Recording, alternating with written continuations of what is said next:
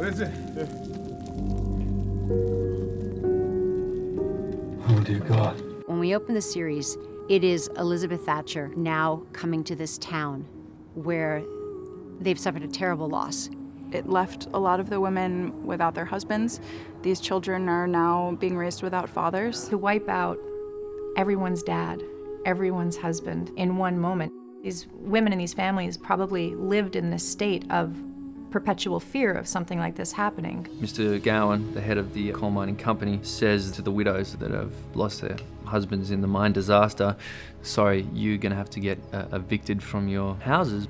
I wrote a letter to my mama in Lethbridge, asking if we could move in with her. You did the right thing. No one can blame you. If I gave up what's left of my husband's measly death pension, I'd have nothing left to start over with.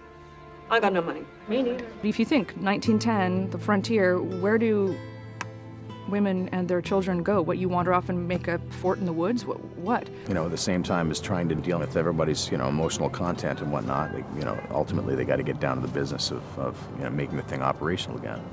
Step aside, Mr. Palmer. Or what? Or you'll run me down? Is that what you want, Mr. Gowan, huh? One more dead miner! Move back. Who's that, Miss Thatcher? That's a Mountie.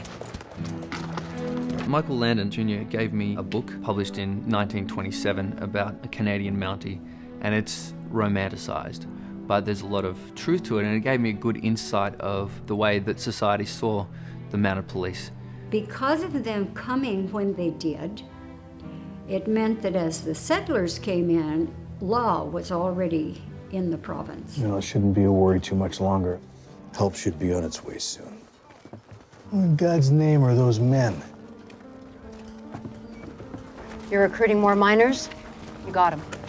Respectfully, ladies, is this some kind of joke? No joke, Mr. Gowan. You need workers.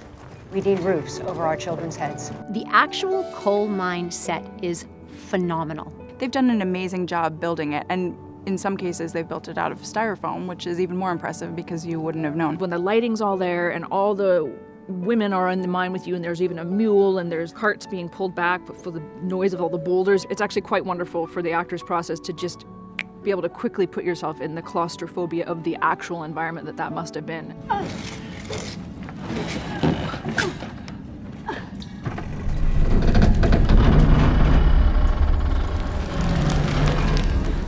What was that? My Noah used to call that the ghost in the attic. The hair and makeup process for the miner was throw a bunch of dirt at them. They didn't even do foundation or eye makeup. Literally walked in the makeup room, they were like, boom, boom, boom, boom, boom.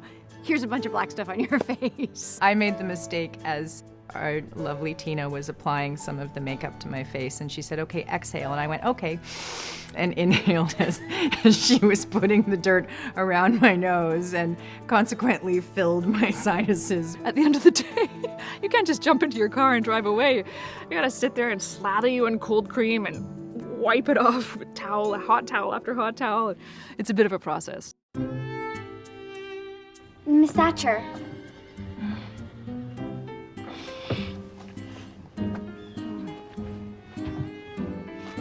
Hi, Rachel. Working with children is really one of the things that drew me to this project. Kids are so important to me. They are, in fact, our future. And the children that they found for this show are so out of this world. A lot of these kids have very serious scenes. So many of them are dealing with this emotional topic of having lost their fathers in the mine. And I can't tell you how impressed I've been with them.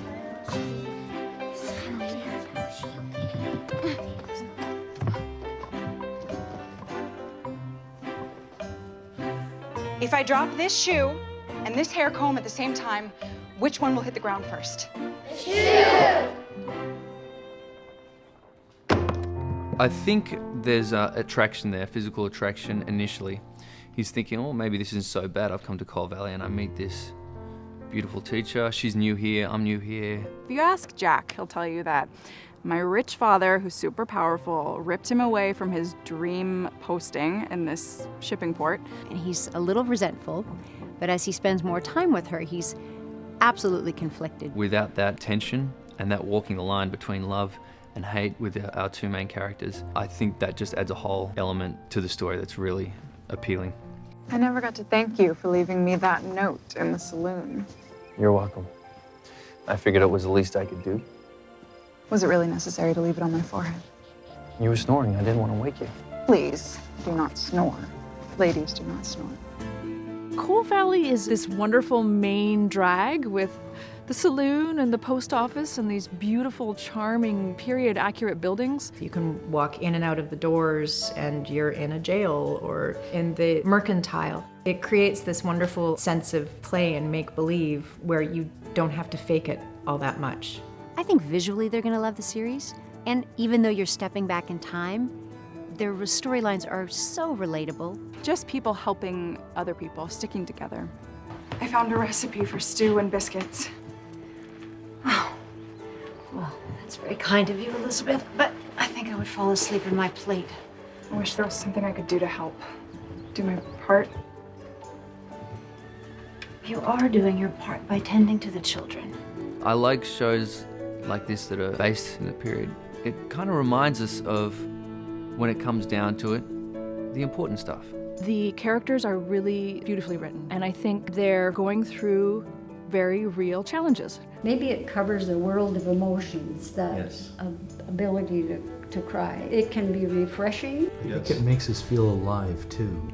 I feel like so much of the world, there's kind of a numbing aspect to it. Michael Landon Jr. has been an absolute dream to work with. He is very passionate. He has lived with this project for a long time. He's got a gift. So much fun to work with. He knows how to show character relationships, the way people talk, the way they move. Our beautiful set, I mean, everything has his fingerprint on it, and it's divine. I think people are gonna love it.